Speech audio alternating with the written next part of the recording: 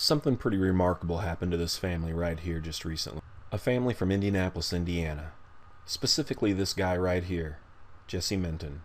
At the age of 7 years old, he went into Greenwood Christian Martial Arts and watched a couple classes and fell in love with the sport of Taekwondo. He quickly began taking classes as a white belt with Mr. Noah Sodrell, the owner of the school. He moved up in ranks, some quickly, some with a lot of hard work and effort and heartache.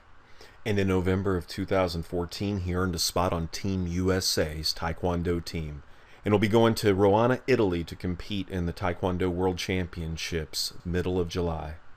And even though Jesse is a talented young man, he's had to work hard to get those talents. But in spite of that, he's still just a normal kid. He loves his hometown of Indianapolis, Indiana. He loves hiking in the woods and his baby sister. I wouldn't call Jesse an overachiever by any means, but he is a little boy who, when he decides to jump into something, he gives it everything he has. Jesse lives in the city on a postage stamp-sized lot, and when some friends asked him if he would be interested in showing a llama in the Shelby County Fair, he said sure. He learned everything he could, and he and one of his llama projects ended up winning the county fair and earning a spot at the state fair. Jesse's a homeschooled kid, and he scholarshiped into Westwood Elementary's Camp Invention in the summer of 2014, where he won the Child Genius Award. Now, I wouldn't put a whole lot of stock on that because I still have to remind him to change his socks and make his bed. But my point is, whatever he decides to do, he trusts his instructors, he trusts the training process, and he gives it all that he has.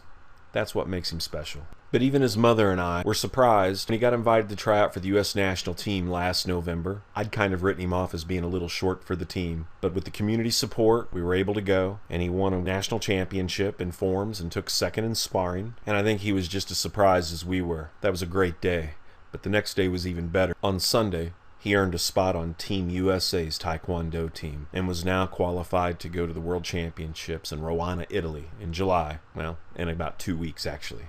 So now the work began, training 6 days a week in boxing and Taekwondo and conditioning, giving up his Saturdays, serving up lemonade at team fundraisers, hugging people at team fundraisers, sharing his message with several local and national radio shows, and still making time to drive out to Dallas, Texas about every 3 to 4 weeks for mandatory Team USA trainings. And all through it all, he's worked ridiculously hard, mentally and physically. I couldn't be more proud of him. Whether he medals or not, I know he's done his best, and that's all I can ever ask for. Go, way to go, way to go.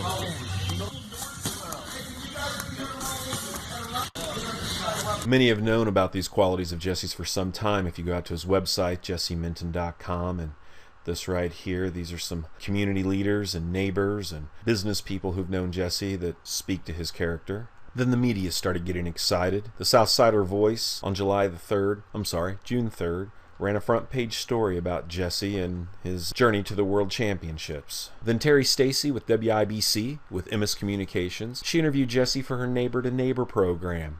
It was great, and things started picking up speed. And then another radio station picked it up, and then it went national. Then We the Kids picked up the story. We the Kids is kind of sort of like a heritage foundation for kids. They're committed to teaching constitutional literacy and true unrevised history to kids in hopes to bring up a future generation of great political leaders and servants. And it is kind of cool when you see your son as a header on their website there, right above Lieutenant Colonel Allen West, and then a video of your son underneath Lieutenant Colonel Allen West, and then a couple of small articles, one of them right here, Jesse Minton, a Great American Kid, and this one titled Jesse Minton's Second Amendment Advocate.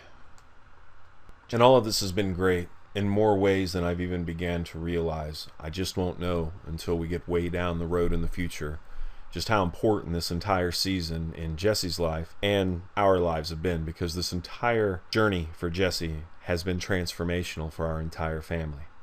In November it was about Taekwondo, but today it's more about giving my son an experience, a global experience, to where he can see how selfless other people are, so that he in turn can grow to be a giver and a supporter of other worthy and noble causes. And so he can correlate what hard work will get him as an individual, and when the family bands together, totally supported by the community. And with all that being said, we have been exponentially blessed. Over time, between team fundraisers and individual giving, we've raised over $11,000. But for the four of us, doing it on the cheap, including a hotel meal plan, staying in cheaper hotels, we're still $4,500 short. Now the good news on this is we do have a $2,500 match. If we can raise another $2,500, we'll qualify for that match from an anonymous donor. So this is where we are, and we just need help. And we can do this in many, many ways. Jesse can do endorsements for your business. I can provide real estate services, as I'm a licensed real estate broker, as is Jenny, my wife. But in short, thank you all for listening. Thank you for your time, because your time is the one thing you can't make more of. Thanks for taking an interest in the journey of my son and the journey of the family here. Just know that we're forever grateful and exceptionally humbled, and we don't take any of this for granted. And we don't think that it makes us any better than anybody else. We're just grateful for the opportunities that it's affording my son.